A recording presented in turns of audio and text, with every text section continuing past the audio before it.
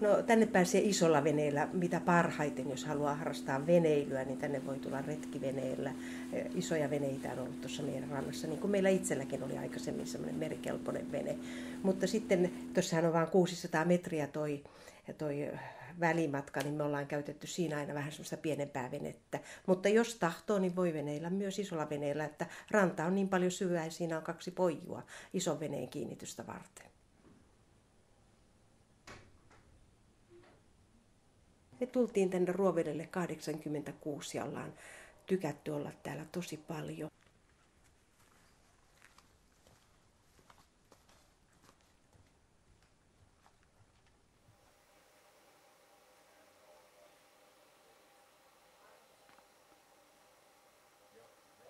Ehkä toi ranta on ollut täällä tosi mieluisa. Plus sitten tietysti se, että tämä mökki antaa hyvän suojan, oli sää kuin sää.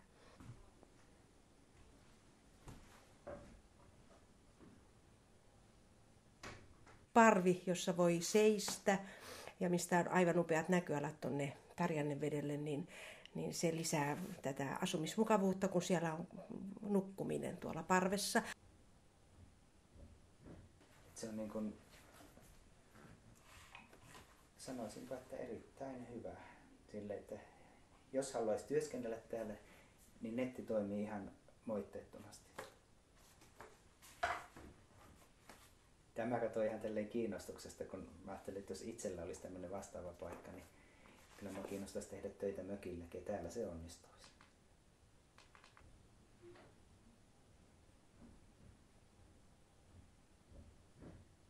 Tässähän on valtavan hyvät marjamaat ja sienimaat. Tämä saari on oikein erikoisen kuuluisa sienivarastostaan. Täällä on kauppasienilajikkeita ja kanttarelleja kasvaa tässä. Ja sitten mustikat melkein kannattaa sitten ottaa mantereen puolelta.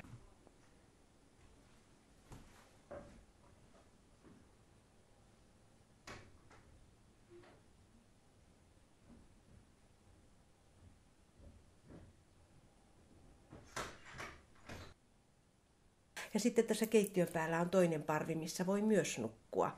Että nukkumatilaa täällä kyllä löytyy. Kesällähän me otetaan pumpulla tuosta vesi ja lämminvesipoilerilla lämmitetään sekä saunaan että tänne keittiöön. Niin täällä on sulanveden aikaan hyvinkin isot mukavuudet.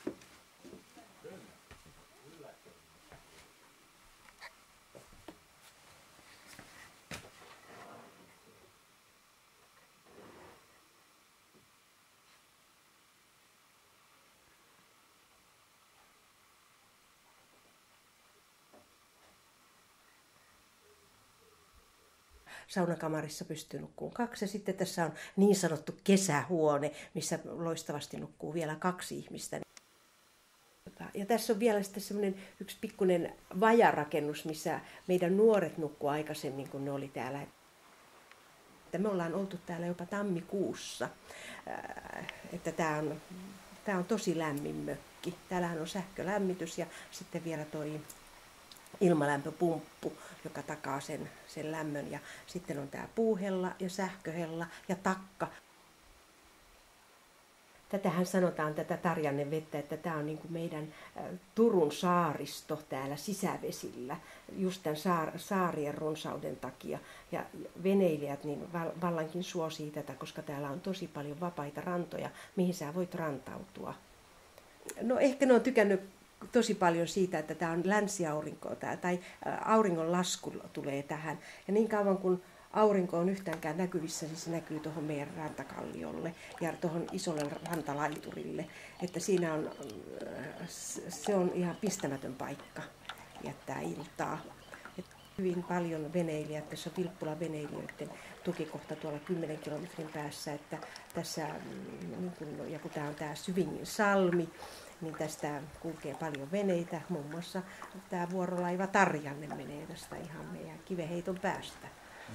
Tuossa on väylä, kun katsotaan tuonne lännen suuntaan. Joo, siinä on väylä.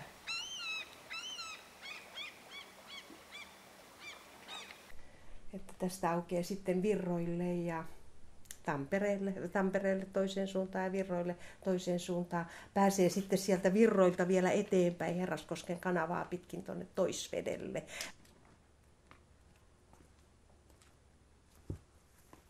Kun nyt katsotaan tuonne vastarannalle, niin siellä ei näy montaakaan mökkiä.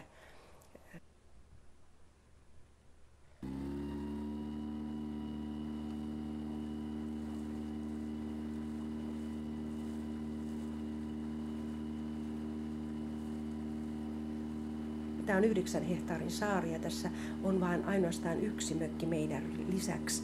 Ja kaiken todennäköisyyden mukaan ei lähiaikoina voi tulla, koska tämä ei tullut siihen rantakaavaan tämä saari. Ja tämä hiljaisuus ja rauhallisuus, niin tätä ei varmaan kovin läheltä löydä. No mulle voisi soittaa 0400 702 127. Onko sulla jotain sellaista aikaa, milloin olisi kaikista parasta soitella? No oikeastaan mä oon tämmöinen eläkeläismummo, niin mulle voi soittaa milloin vaan, mutta onhan mä aika iltauninen, se on myönnettävä. Niin, kun hän ennen kello 8 illalla soittaa. Voisi olla hyvä.